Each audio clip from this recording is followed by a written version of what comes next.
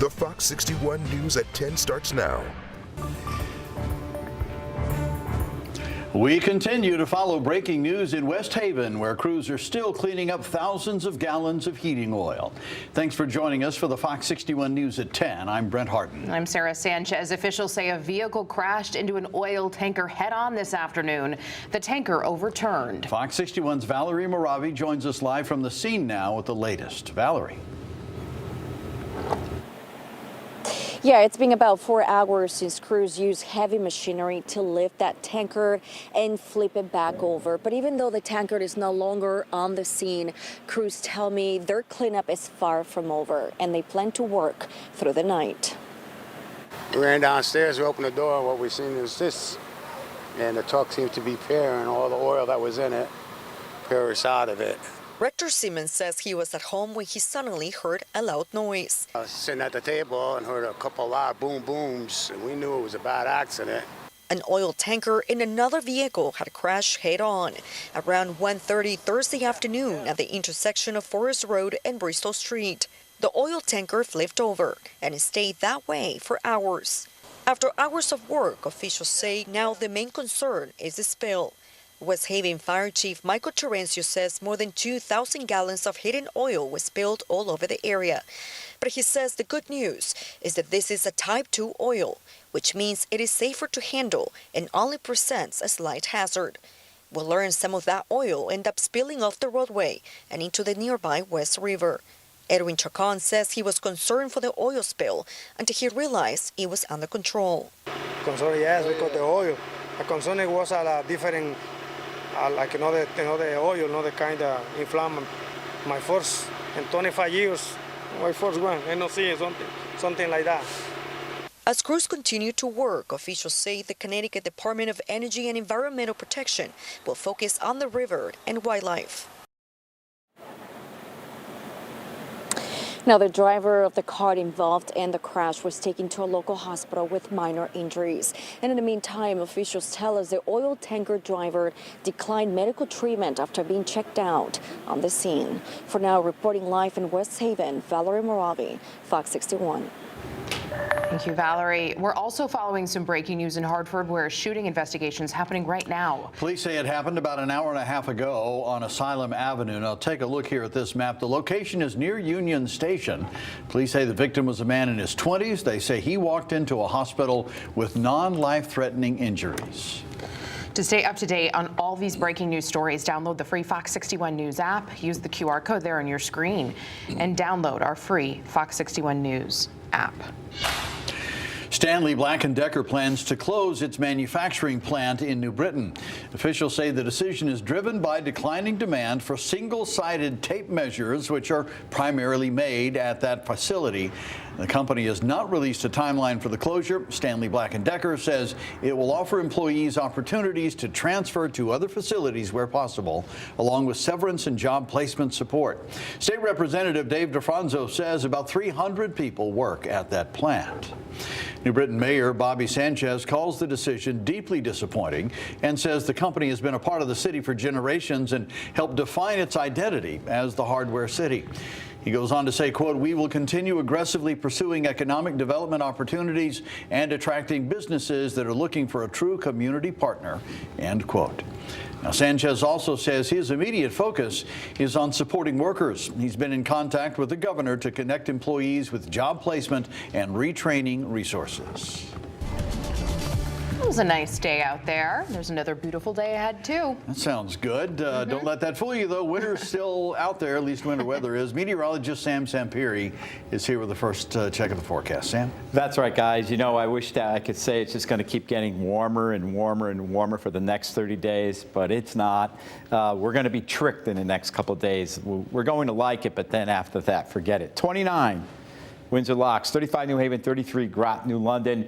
A little bit of a wind, well, no wind gust, and where that came from. But anyways, system going off to our south, no weather problems there, and really no weather problems for the next few days, as I said. So overnight, mainly clear skies with lows into the upper teens and lower 20s. And for tomorrow, a nice day. Watch out for icy spots early tomorrow morning. Sun coming up now at 6:29. Bright sun seasonable. And then the temperature temperatures for the evening will be, or during the afternoon, lower 40s.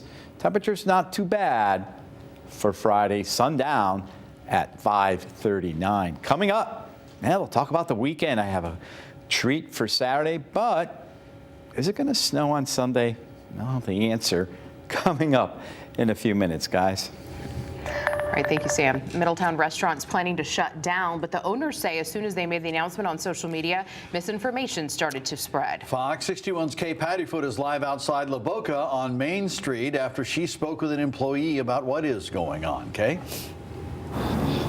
One of Laboka's bartenders, Gary Walker, says when people heard about the restaurant closing, they took it upon themselves to post on social media. They were upset and they were bashing the new business owners, E.S. Goodman. He says tonight, after speaking with them, he apologizes and he wants to clear up any confusion. I'd like to take a moment to say and honestly apologize on behalf of everybody that did not understand the full scope of the situation at Laboka. They are absolutely willing to work with us in coming back in, and we are willing to work with them on their timeline. Earlier this month, Laboka restaurant in Katina's building was sold to E.S. Goodman.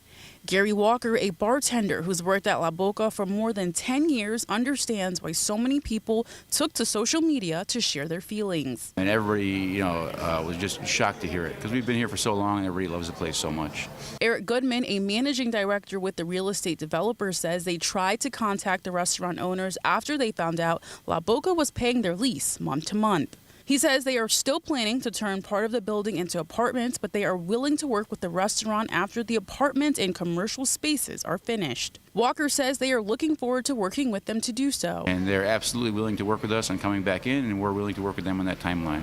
So for us right now, after most recent discussions, we are going to try to have our last weekend this weekend, and starting on Monday, start moving the stuff out. And if all goes well, when renovations are complete, we're going to speak with them about coming back in for a new lease agreement when it's all done. Many people in Middletown look at Laboka as a staple in the city. Those who live in the area say it will be a big loss while the building undergoes a transformation. It was very sudden and out of the blue, and then just sad to see it go, Employees from nearby restaurants like Alex Mitchell say they often go to Laboka after work. It's where we're going to have to find a new spot after work because that was where we were always at. For others, like Katia Coliscio, she says she can't imagine Main Street without it.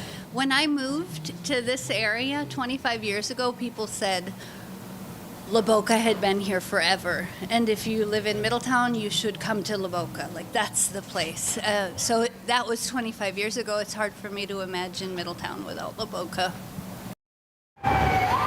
Once the building is complete, the restaurant and E.S. Goodman will have more conversations on when the restaurant can come back and what that will look like. For now, live in Middletown, Kay Pattyfoot, Fox 61. Well, new here at 10, Newington police have arrested a Farmington man in connection with a serious three-car crash last November. Police say 27-year-old Rudolph Null was wanted on an active warrant after investigators determined he was at fault in the crash at the intersection of Fenn Road and Eagle Drive. Now, 5 people were injured, including a juvenile who suffered serious injuries. Null is charged with first-degree assault, DUI, reckless endangerment, and reckless driving. He's being held on a $150,000 bond. A West Hartford teen was laid to rest today. 17-year-old Camden Siegel died from a Sunday shooting in Hartford. He was an honor roll senior at Hall High School, and people who knew him called him a sweet soul who moved through life with kindness and intention. Officials say he was shot in a crossfire near a bar called The Lady on Ann Uccello Street. The state's Consumer Protection Department confirmed the bar is a part of the investigation. There's no word yet on any arrests. The Hartford Police Union is telling the public don't jump to conclusions in the officer-involved deadly shooting. It released a statement today, just one day after the victim, Everard Walker's family, spoke publicly. The union says the tragedy is profoundly complex and has touched everyone involved. It also said, in part, quote, "The investigation demands a careful, methodical, and independent review." These processes take time to ensure every piece of evidence is thoroughly examined and every perspective is considered, end quote. Hartford police officers say the officers involved, Alexander Clifford and Giovanni Rivera, are on administrative leave. The early report says Walker appeared ready to stab Officer Rivera, and that's when Officer Clifford fired 4 deadly shots. Walker's family says his death could have been prevented, and the body camera video paints an entirely different picture than what happened. State officials will determine whether the officers' actions were justified. Now to some breaking news, but this out of Hollywood. Netflix is walking away from its bid to buy Warner Brothers. It says the price is no longer financially attractive. This essentially clears the way for Paramount to take the lead, and they're offering $31 a share for the entire company, including HBO Max, CNN, and mega entertainment franchises like Harry Potter and Barbie. The merger, though, raises questions about how this could hurt consumers and creators. Regulators in the U.S. and abroad are expected to review the transaction.